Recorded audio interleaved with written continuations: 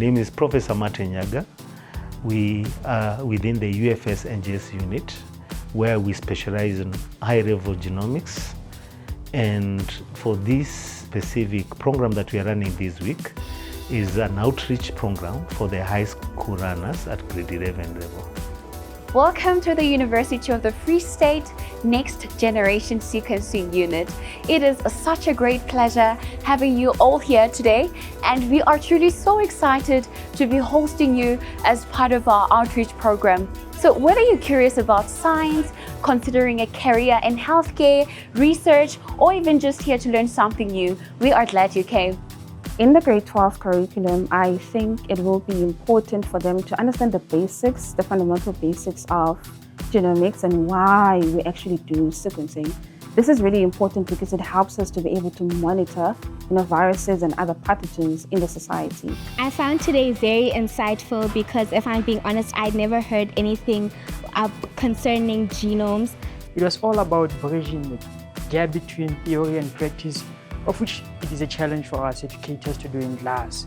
We always give learners theory, a lot of theory without introducing practice to them. So it was a wonderful session.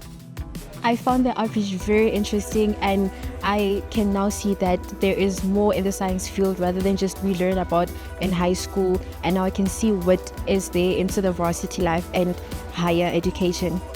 So when I was in grade 11, I was not afforded the same opportunities.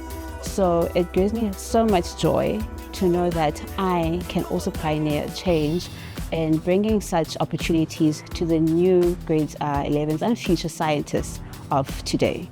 Only with education, it's only with science that we are going to be able to change. The long-term goal of DIPLOMICS with these outreach programs is to bring together different stakeholders which are responsible for the education system for high school learners. We want to emphasize to them that students need to start seeing practical application of the work they see in the textbooks.